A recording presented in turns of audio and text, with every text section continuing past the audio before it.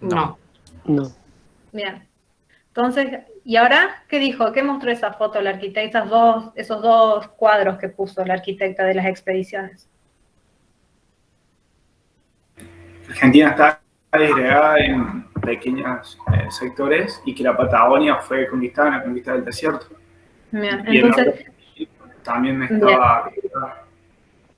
Entonces, en el siglo XIX se incorpora todo lo que es centro-sur de nuestro territorio. Entonces, es algo también para comparar entre lo colonial y el siglo XIX a nivel, en esta comparativa que tenemos que hacer como actividad 1. Bien, vamos al teórico porque la arquitecta arranca y arranca.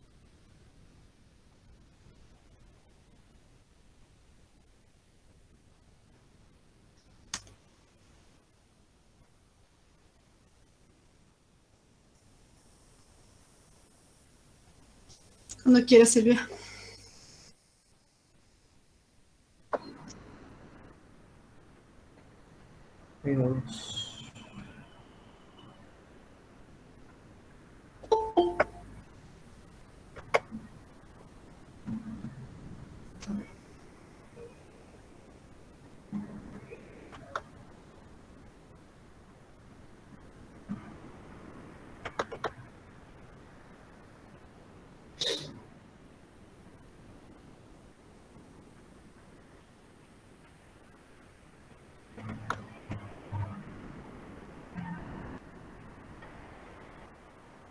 Sigue demorando.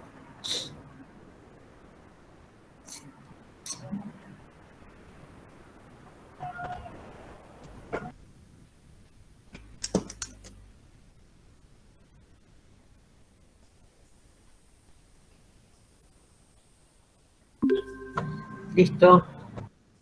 Perfecto. Seguimos entonces con el urbanismo en el siglo XIX.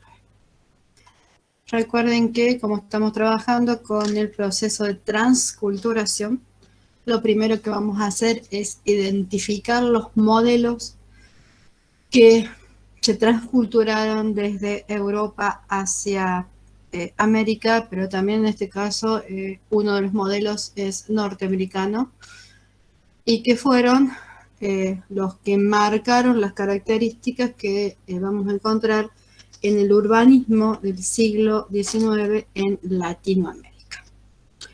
Primer modelo. En el caso de los Estados Unidos, se independizan en 1783. Su ciudad capital se comienza a diseñar, a idear hacia 1791, eligiendo un territorio que está en la desembocadura de uno de los ríos, este es el Potomac, y que tiene esa forma de, o sea, el ejido, lo que le llamamos nosotros el ejido, tiene esa forma de un diamante, le dicen ellos, un cuadrado rotado. El río está marcado ahí. La traza cuadriculada, reticulada, al uso de las muestras, es lo que ustedes ven en esta dirección. Y en esa dirección hay un eje principal, que es este que tengo acá, que vincula el Capitolio con un particular enfoque, o sea, el uso de esa perspectiva que va a rematar, a morir sobre el río, y que tiene intercalado, interpuesto una serie de elementos conmemorativos, o sea, estos son monumentos construidos a la memoria de esos héroes, y el otro eje, que es perpendicular al primero, es el que coincide o el que remata o el que se inicia con la Casa Blanca, y en el otro sentido hace exactamente lo mismo. Quiere decir que a partir de esta ocupación del territorio con dos preexistencias previas, un poblado por acá y otro poblado por acá, este proyecto inicial de 1791-92, que se denomina Plan de Washington y que diseña L'Enfant. L'Enfant de Charles L'Enfant era un ingeniero francés que había participado también en algunas intervenciones del siglo XVIII, con mucha perspectiva y mucho de esto encuadre escenográfico de origen barroco, de inspiración barroca, es también lo que aplica en Washington, y ahí tienen las características que acabo de describir inicialmente, en particular este trazado en dameros que sirve de base, los dos ejes, 1 y 2, y girado, no exactamente 45 grados, pero sino dándole más bien un principal interés a los desniveles que tiene el terreno, cosa que en el resto de las ciudades que nosotros vamos a ver quizás eso no sea tan importante. Esta otra retícula en diagonal que va creando esa serie de plazas estrelladas, al modo que después le vamos a encontrar también en París. El Capitolio, es decir, este edificio es el que va a tener la posición más alta de todo el conjunto, y a partir de él se van a diseñar las visuales restantes. Esta trama reticular, entonces, con otra retícula en forma oblicua, las visuales que se piensan en relación al territorio, la generación de rotondas y de plazas y las perspectivas, sobre todo en torno al río, son las características más importantes de la ciudad capital de los Estados Unidos. 1792. Hay un plan posterior que es de 1901, que es el que revisa la conformación del plan inicial, y es el que le da después a esta ciudad esta característica de ciudad casi blanca, porque toda la arquitectura que se va a incorporar es una arquitectura que responde a un neoclasicismo prácticamente puro. Esta es una de las visuales, entonces, que si recuerdan Versalles, por ejemplo, van a recordar este tipo de visual prácticamente hasta el infinito, enmarcada en estas líneas, estos volúmenes verdes en los laterales, esos bosquets. El otro modelo que ustedes ya han estudiado por lo menos 3 veces, porque este debe ser la 4ª vez que van a revisar, van a estudiar el siglo XIX. Es el plan de intervención de la ciudad capital francesa, París, a partir del gobierno de Napoleón III. Napoleón era sobrino del emperador original, del Napoleón original, y tenía, por lo tanto, esos mismos intereses, esos mismos ideales en buscar espacios escenográficos en la ciudad que hicieran alusión al poder del Estado francés. Para eso, Napoleón contrata a ese señor que está escrito ahí al lado, George Haussmann, si lo quieren llamar, que a partir de 1851-52 aproximadamente, ocupa el cargo de prefecto de París, algo así como el que está encargado de la obra pública de París.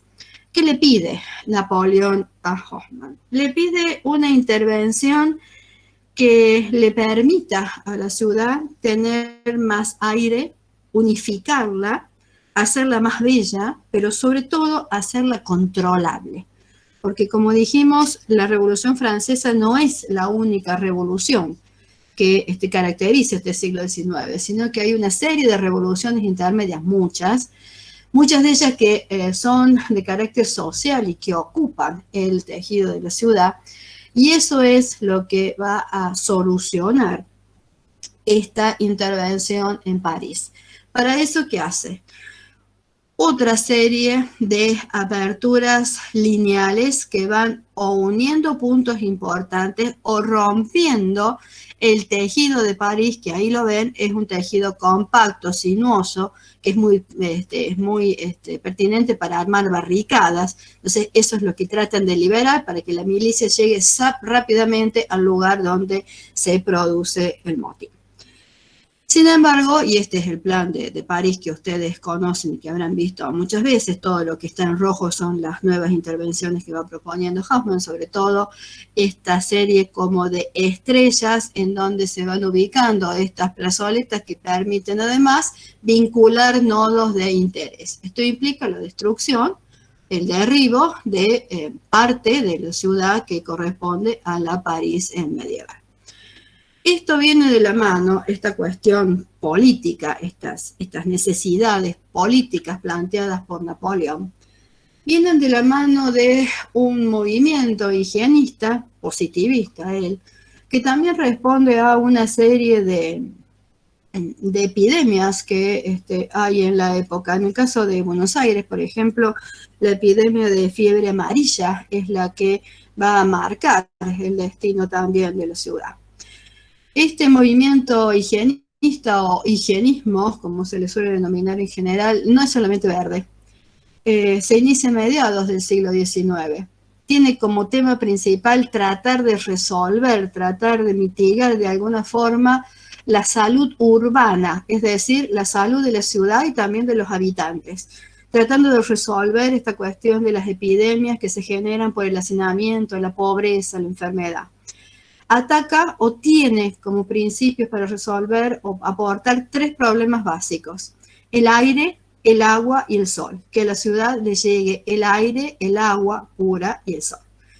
Para eso, lo primero que van a hacer es erradicar los mataderos del centro de la ciudad. Eso es muy común. Los cementerios también van a ser retirados del centro de la ciudad, las industrias y los basurales. En cuanto a lo público, el Estado, ya conformado como tal, ¿qué va a hacer? Va a tratar de aportar a las condiciones de salubridad urbana mediante la instalación de agua corriente, agua que no llegue a la plaza, sino que llegue a cada una de las casas. Y también cloacas, o sea, que se lleve todo lo que sea contaminante lejos de la ciudad. Va a aportar la iluminación, que inicialmente se hace a gas, pública, y el arbolado en calles y en parques urbanos, entendiendo que los parques, llamados bosques también en el caso de París, son el pulmón verde de la ciudad, que aporta ese mejoramiento del aire. En cuanto al privado, ¿qué se le va a pedir? Se van a establecer las primeras leyes de ornato e higiene, y se llaman así, de ornato e higiene. Como ven, atienden a las 2 cosas que está buscando esta nueva planificación. Las viviendas van a tener que tener baños privados, van a tener que tener ventilación natural, de allí la cantidad de aberturas que se les van a pedir, también las distancias, el ancho de las calles que va a permitir una ventilación, una iluminación directa. Va a establecer alturas mínimas de construcción para alcanzar esto de la unificación de la imagen de la ciudad, y también va a empezar a controlar la limpieza. Es decir, que resuelto estos problemas de base de la ciudad, las ordenanzas, las regulaciones que aparecen específicamente de la mano del Estado, lo que van a establecer es cómo se construye la ciudad. Ya nadie puede construir como quiere, donde quiere y cuando puede, sino que tiene que seguir determinadas normas. Y esas normas son un basamento, donde en general están ubicados los comercios, un primer piso o piso noble, que puede ser la residencia del dueño de la casa. La mayoría de estos edificios también están hechos para alquiler. Y 1, 2, 3, 4 pisos, entre 3 y 4 pisos. El último terminado 45 grados, con esa mansarda que todos conocemos de influencia francesa, más todas esas series de chimeneitas que ustedes ven por ahí, porque era la forma de calefaccionar con estufas a leña el interior de estos conjuntos. Y toda París es así. Esto es un dibujo de la época del siglo XIX, pero estos son fotos, y se mantiene exactamente esa imagen homogénea, unificada, a la que aspiraba el barón Hofmann. Este es el modelo entonces que pasa a América. ¿A dónde pasa? Pasa a dos tipos de ciudades. En realidad no son 2 tipos, dos procesos urbanos en todos casos que vamos a analizar. Unas son las ciudades nuevas y otras son las ciudades modificadas por estas influencias de los 2 modelos que acabamos de ver. Los primeros que vamos a ver son las nuevas. Entre las nuevas está la ciudad capital de la provincia de Buenos Aires, La Plata, cuando en este proceso de organización nacional es necesario una nueva capital, dado que Buenos Aires pasa a ser capital de la nación argentina y Buenos Aires se queda sin capital de su territorio. Así nace La Plata, a instancias del gobernador de la provincia de Buenos Aires de la época, Dardo Rocha. Dardo Rocha y el gobierno nacional llaman a un concurso internacional para el diseño de La Plata.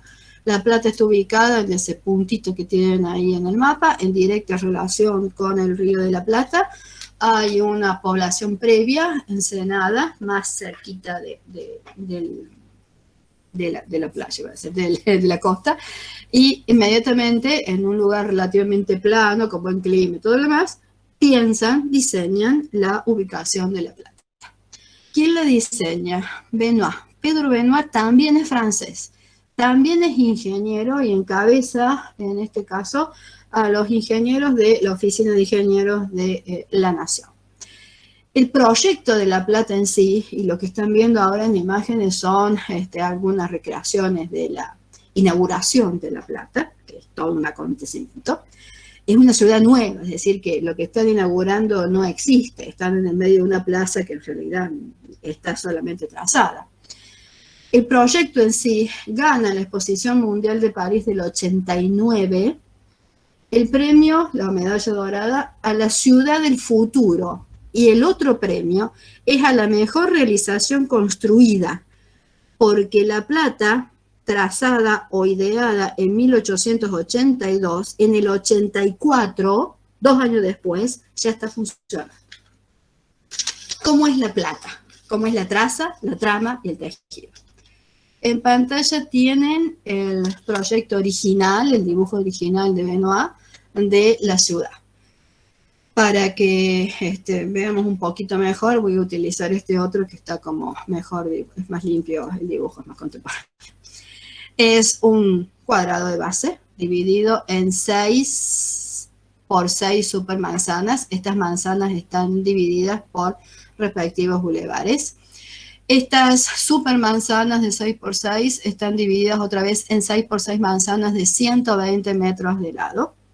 Y esa es la retícula ortogonal base, que desde estas manzanas de 120 metros de lado en el borde, se achican a llegar al centro y llegan a tener 60 metros de ancho por 120, para permitir que este eje central se transforme en un eje monumental que va alternando espacios verdes importantes con las otras manzanas que me quedan sobre el eje. Sobre esa composición, sobre esa retícula ortogonal, hay otra que gira 45 grados y genera las diagonales. Las diagonales centrales van de punta a punta, después está el rombo rotado en el centro, más otras dos que enmarcan el parque que es lo que resta del Parque Pereira Iraola, y que se va a transformar en el parque de la ciudad. De nuevo, en las intersecciones de los bulevares principales con las diagonales voy a encontrar las plazas principales, pero también en las otras intersecciones de menor jerarquía voy a seguir encontrando plazas un poquito más pequeñas. En torno a el borde que define la ciudad van a ubicarse este cinturón de manzanitas de quintas, que son las que van a atender con su producción a las necesidades de la ciudad. Tengo la traza. ¿Cuál es la trama? Dije que la trama era una manzana de 120 por 120, que ya no está dividida en 4 solares, como en el caso de las manzanas coloniales, sino que van a subdividirse en lotes más angostos en las 4 direcciones, para poder insertar ahí la tipología de la vivienda de medio patio, que es la que va a caracterizar el tejido de la ciudad y cuya imagen están viendo, por ejemplo, allá arriba. La otra característica de esta trama es que hay unidades que están completamente libres, que son las que corresponden a la plaza, pero también unidades que están libres porque en su centro, o relativamente libres porque en su centro o en su lateral está ubicada uno de los edificios institucionales. Ese es el caso de esta, que es la Plaza del Centenario, creo, en donde está ubicado de un lado la catedral, y del otro lado la legislatura, que es esto que tengo acá abajo, y que es eso que están viendo ahí. La plaza en sí, o sea, la plaza central, tendría la dimensión de 2 manzanas, de lado, ¿sí? 4 manzanas completas. De nuevo, el espacio americano, llevado ahora a esta planificación del siglo XIX, también supera los ideales de ese modelo que estábamos hablando. En cuanto al tejido, que era lo que me faltaba, es un tejido que se maneja a partir de viviendas que no tienen más de 1 o 2 niveles de altura, es decir, no alcanzarían los 12 metros de alto, en relación a estos otros edificios de jerarquía, los edificios institucionales, que se van a ir ubicando sobre el eje. Mencioné los dos del central, después va a aparecer un teatro, la Casa de Gobierno, la legislatura, un ministerio y por este lado tribunales. De esa forma tienen los 3 poderes que necesitaban, más algunas de las reparticiones que van a ir siguiendo esta idea de los servicios que el Estado le debe prestar al ciudadano. En el parque en sí que tengo acá abajo, se van a incorporar las otras tipologías más tradicionales del siglo XIX. El Museo de Ciencias Naturales, un teatro al aire libre y, por ejemplo, un jardín zoológico y también un hipódromo. El tejido en sí se caracteriza entonces por estos grandes edificios que son las sedes de las instituciones de las que estábamos hablando.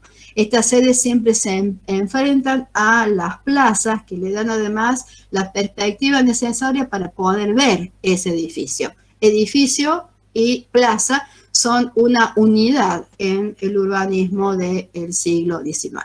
Están viendo también una diversidad de lenguajes y todo esto obedece a ese historicismo que vamos a empezar después a revisar cuando ya avancemos sobre la arquitectura del siglo XIX.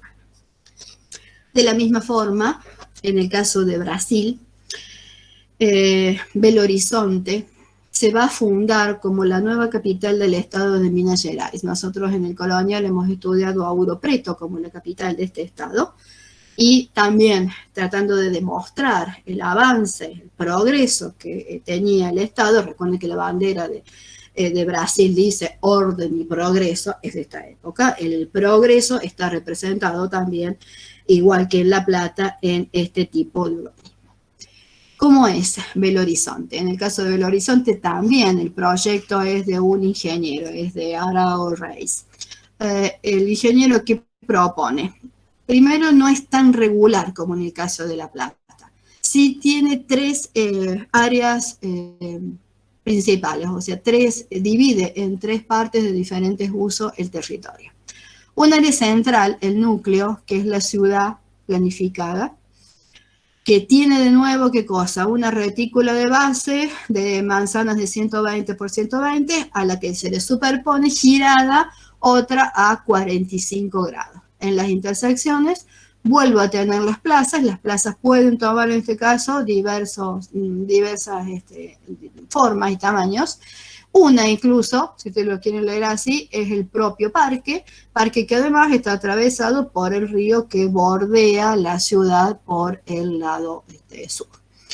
Le sigue un área secundaria que serían los barrios ya planificados, que de un lado, como ven, son la extensión de la retícula y del otro lado son mucho más libres, como siguiendo otras ideas también del urbanismo europeo, en este caso inglés. Y también deja hacia el norte, eso que tengo en el dibujito que tengo acá abajo, un área que es rural, mientras que esto es urbano, esto es suburbano, lo otro es rural, donde están ubicadas una serie de granjas que son las que van a aportar de nuevo el suministro necesario para la función doméstica de la ciudad. En el caso de Minas Gerais no tengo un eje que tenga todo el sentido institucional como lo tenía en La Plata.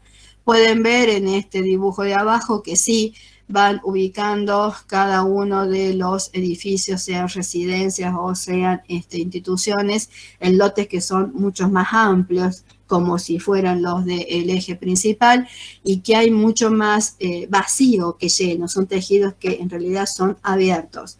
Sin embargo, la idea de la arquitectura, la idea de una arquitectura de jerarquía monumental, que otra vez hace alusión al progreso de la nación, es lo que se va a insertar dentro de la ciudad. En el caso de Belo Horizonte, en esta plaza que tengo acá, tengo el Congreso, este es el edificio que tendría en ese extremo, y la plaza en sí, que toma 2 manzanas, está rodeada de una serie de ministerios que vuelven a responder a la arquitectura del siglo XIX que mencioné para el caso de La Plata.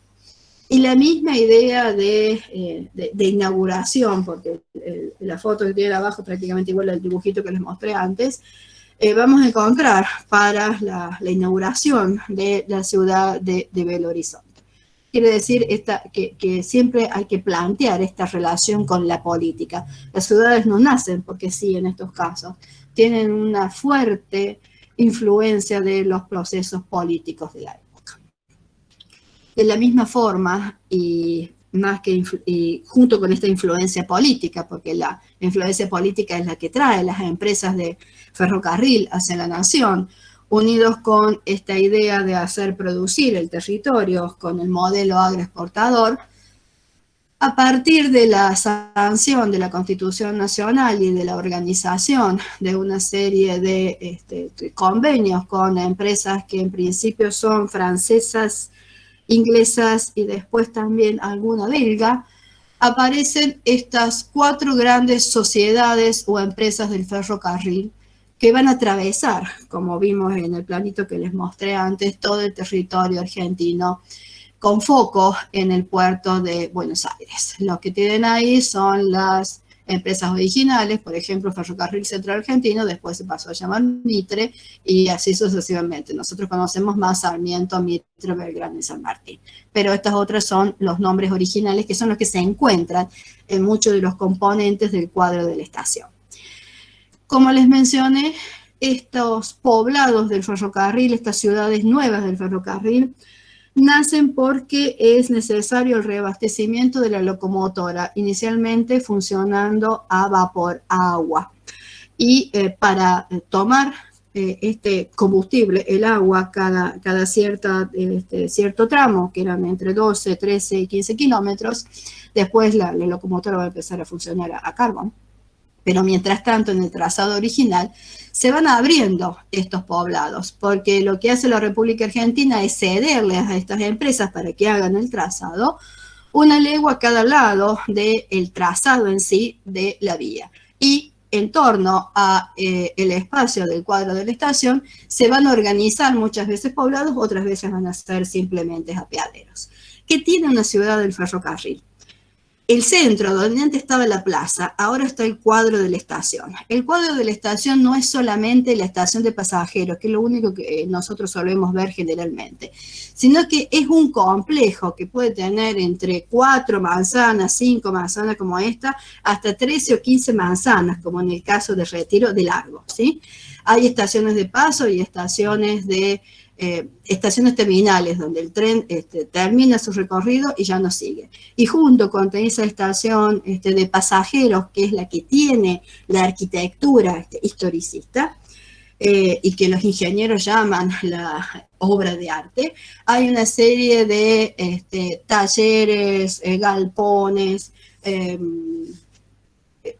puestos para que los empleados del ferrocarril permitan y controlen el paso del tren, etc.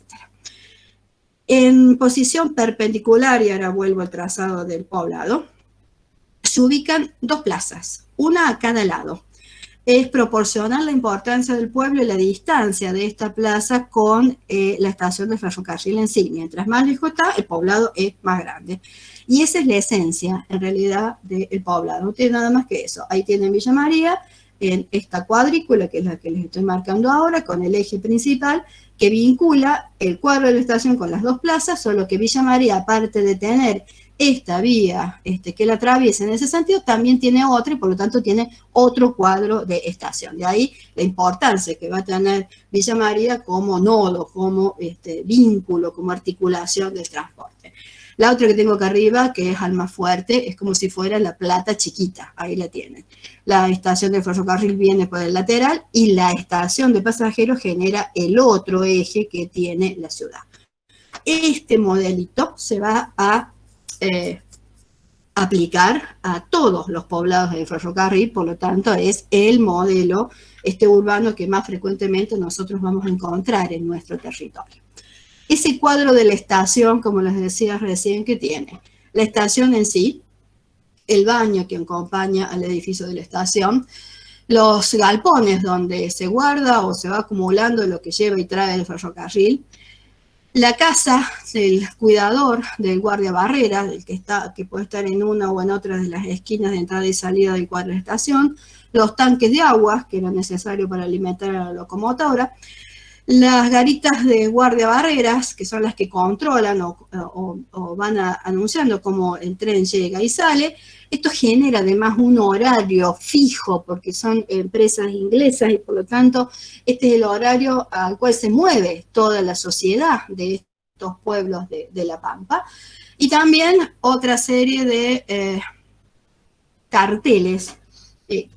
Todo esto está organizado y diseñado hasta el milímetro y está ejecutado casi todo en hierro. Por eso sobrevive hasta la actualidad. La otra que me queda acá es la bandeja giratoria, que es la que hace girar la locomotora para que la locomotora pueda volver. La locomotora no hace eso sola. Todo está diseñado y viene diseñado desde las oficinas de origen y está ejecutado, repito, en hierro. Este hierro no es un material que existe en la República Argentina en gran cantidad, por eso también se trae desde Europa. O sea que la mayoría de los elementos que componen un cuadro de la estación son directamente transculturados. Pasamos a las ciudades modificadas y vamos a esencialmente ver dos, Buenos Aires y La Plata. La Plata, Córdoba. Buenos Aires, llegando ya al centenario, es decir, ya estamos terminando el siglo XIX, va a tener una serie de modificaciones importantes en función de esa celebración. Este mapa que ven acá, que es un plano del plan de mejoras de 1887, ya estamos casi al final. Recuerden que la mayoría de la arquitectura y del urbanismo corresponden a la segunda parte del siglo XIX, porque durante la primera parte, como hemos visto en la primera sección de la cultura del siglo XIX, está todo el proceso revolucionario, guerras internas, etcétera, que no son como la mejor época para construir. Por eso casi toda la arquitectura y urbanismo que vamos a ver corresponden a la segunda parte del siglo XIX. ¿Qué recupera este plan de mejora? Las propuestas que ya se tenían con respecto a la ciudad de Buenos Aires en torno a generar grandes avenidas, incluyendo las diagonales, estas son las dos diagonales que más conocemos, un camino que fuera bordeando toda la ciudad, que la vinculara un poco más con el río, que integrara parques nuevos y plazas nuevas, etcétera, y también pensar en cómo se iban a instalar los edificios de las instituciones gubernamentales e institucionales que se estaban construyendo. Quiere decir que la Avenida de Mayo está pensada en función de vincular los dos edificios que son sus extremos. El Congreso, por un lado, y la Casa Rosada por el otro. La Casa Rosada es el resultado en realidad de dos edificios que ya existían, al cual después se le ejecuta la parte central. Esto implica ¿qué cosa? Cortar todas las cuadras, todas las manzanas que tengo en medio, generando un nuevo trazado, cortando la trama para llegar de extremo a extremo de esta nueva apertura urbana que genera, como veíamos en los otros también, una nueva perspectiva a escala monumental e institucional. ¿Quién ejecuta o quién sistematiza todas estas mejoras que venían pensando? Este otro ingeniero que es Beauvoir. Beauvoir, otra vez, es francés, trabaja también dentro de las oficinas de París, y es el que dos intendentes, pero particularmente Alvear, contrata para sistematizar, para generar las modificaciones al trazado actual de la ciudad de Buenos Aires que tienen en este plano. Este plano, que ya es del año 1909, casi cumpliendo el centenario de la Revolución de Mayo, les debe hacer recordar a otro planito que vimos antes, porque ¿qué va a hacer? Acá está la Avenida de Mayo, acá está la Casa de Gobierno y ahí está el Congreso. Abre la ciudad, la relaciona primero con el río y genera parques. Ahí tengo parte de los parques. Empieza a hacer cirugías urbanas de ir abriendo longitudinalmente para que se pueda llegar más fácilmente a alguno de los barrios que ya estaban creados y crea el camino que circunvala la ciudad. También crea parques nuevos y hace permanecer o mejora los parques existentes, que son los que tengo en el verde. Si ustedes lo siguen viendo, este plano, ¿a qué les tiene que hacer acordar? Exactamente al plano de Hofmann para París, porque es prácticamente igual. Y por eso trabajamos este concepto de transculturación. Buenos Aires, entonces, esencialmente en este plan de mejoras, lo que busca ¿qué es? Mejorar la higiene, mejorar el espacio social, dimensionar lo estético, y para eso lo que interviene son parques y plazas. También busca mejorar o descongestionar el centro de la ciudad, conectar los puntos de jerarquía, distribuir mejor la arquitectura, o sea, la vivienda esencialmente, y generar esas perspectivas pintorescas que tanto le interesaban al humanismo del siglo XIX. Para eso, en lo que trabaja es en calles y en diagonales. De todo esto, ¿qué se ejecuta? Plaza de Mayo y Avenida de Mayo, ¿no? La Plaza de Mayo al inicio del siglo XIX, o mejor dicho, durante los procesos de la Revolución, tiene más o menos el aspecto que ustedes ven en este planito. Todavía tiene el fuerte, todavía tiene una Plaza de la Victoria, y ahí se va a ubicar la Pirámide de Mayo, que conmemora justamente la Revolución de Mayo, o sea que esto es posterior a 1810, la catedral y esta manzana entera. ¿Qué va a suceder acá? Acá se voltea esto, se comienza a construir los dos edificios que después se van a transformar en la sede de gobierno, es decir, la Casa Rosada, y acá se va a abrir la Avenida de Mayo para llegar a generar esa perspectiva directa al otro poder del Estado, que es el Congreso. Es decir, se abre esta imagen. Para un lado, la Casa de Gobierno, para el otro lado, la Pirámide de Mayo, y la apertura hacia el Congreso que me queda en la otra punta. La arquitectura que va a aparecer es una copia exacta de la arquitectura de París, porque lo que ellos tratan de tener es otra París en Buenos Aires. Es decir, que la Avenida de Mayo va a terminar teniendo este tipo de imagen, y otra vez que tiene ahí un basamento, 1, 2, 3 niveles, la buhardilla, la francesa, es decir, el mismo modelo. Incluido, ¿qué cosa? Los árboles que van bordeando ambos laterales. En el caso de Córdoba, la otra ciudad modificada. En pantalla tienen ahora un plano de la Verge en 1860. Córdoba es prácticamente la traza fundacional con alguna extensión hacia Alberdi, Barranca, Río. Unos añitos más, 1890, este es el plano de Catastro Machado, que es uno de los planos más famosos que tiene la ciudad de Córdoba, que es 1890. Si bien Machado lo que hace es incorporar todos los loteos que estaban diseñados, no necesariamente construidos, en el plano podemos ver no solamente la planta fundacional, que sería el trazado fundacional, que sería por acá, sino los barrios pueblos que se están generando. Y esos barrios pueblos son los que tienen la incidencia del urbanismo del siglo XIX. Nueva Córdoba, San Vicente, General Paz, Alta Córdoba, Alberdi, San Martín. Más los otros que tiene el pueblito de la Toma que está a este lado. El río, de nuevo, Barranca al norte, Barranca al sur. Lo que hace Nueva Córdoba es traspasar por primera vez esas barrancas. Lo que también hace el Catastro Machado, y por eso nos interesa tanto a nosotros, es que este es el plano general. Después de cada una de las manzanas está la subdivisión, es decir, la trama, y tiene incorporada la tipología. Es decir, que a partir del Catastro Machado se puede estudiar toda la ciudad. 5 años después, Honorio Mossi dibuja desde las barrancas del norte la ciudad de Córdoba. La barranca, el Parque Elisa, en primer plano, uno de estos pulmones que incorpora el siglo XIX. El otro es el Parque Sarmiento, que está por allá atrás, en las barrancas del sur. El río, el puente que lleva a la avenida, actualmente la avenida Abel Sarfield, y una plaza, y la otra plaza estaría por allá.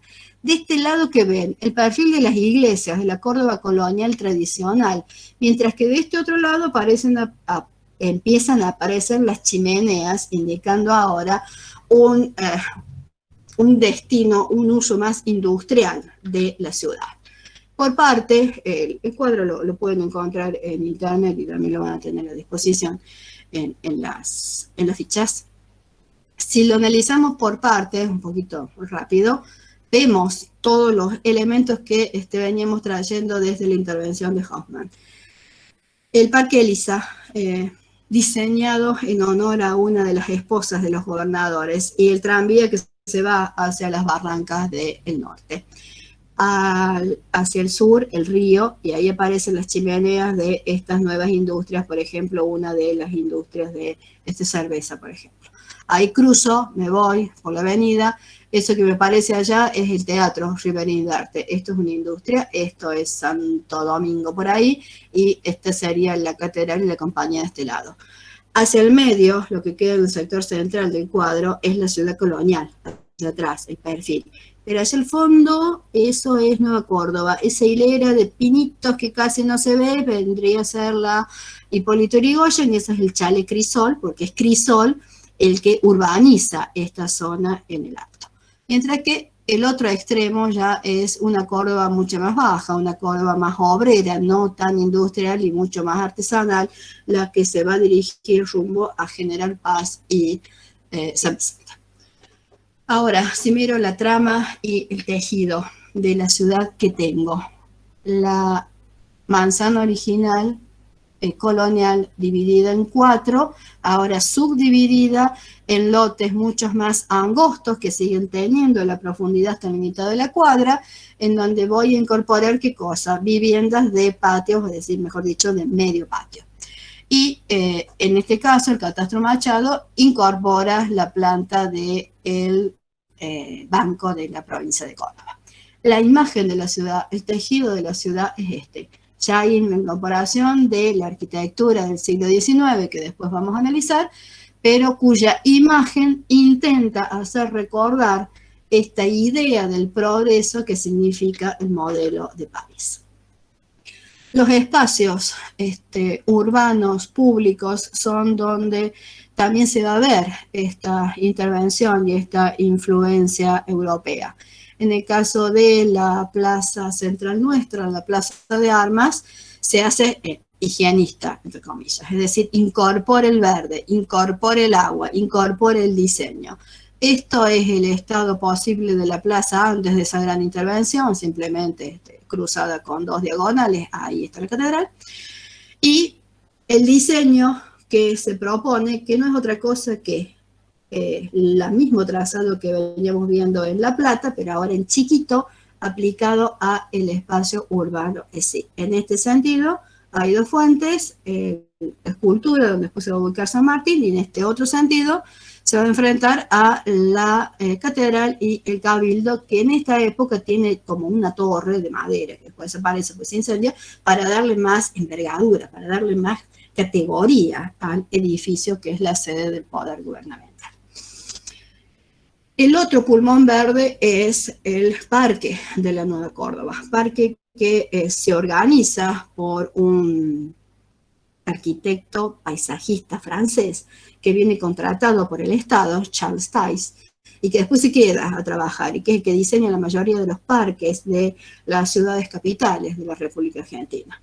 Aprovechando las plataformas geológicas que tiene este sector en Barrancas, el parque en sí no tiene ya esta estructura urbana que veníamos viendo, sino que se va a asemejar más bien al diseño inglés, porque es libre, porque es curvo, porque va generando una rotonda externa, otra interna, puede tener en los interiores después una serie de parterres o de sectores que están más trabajados al modo francés, pero esa va a ser la característica entonces de los parques de la República Argentina de la mano de Charles Tays.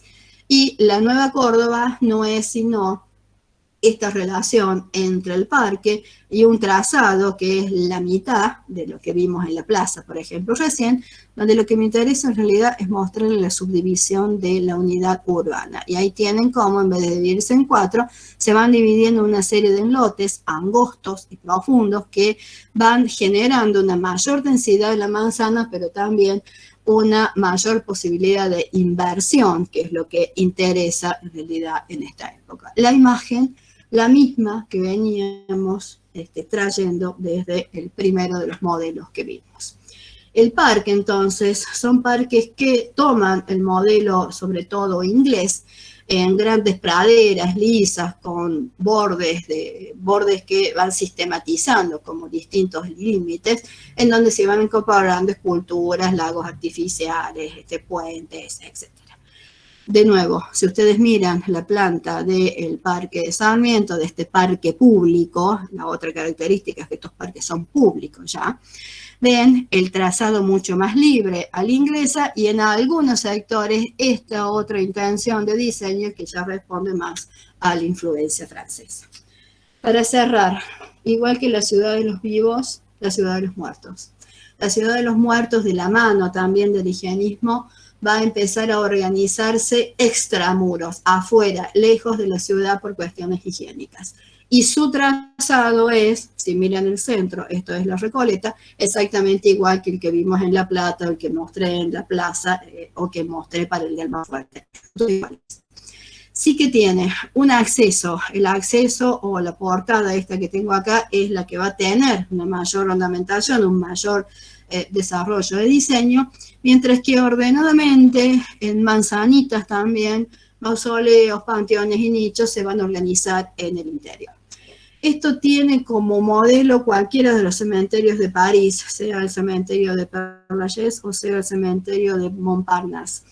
Y en algunos casos estos cementerios adquieren dimensiones considerables. Como ven, una de estas callecitas de un cementerio es prácticamente a otra escala la calle de una ciudad. Y este último cementerio que tienen en pantalla es el cementerio de La Habana. Fíjense la complejidad del plano que tiene el cementerio.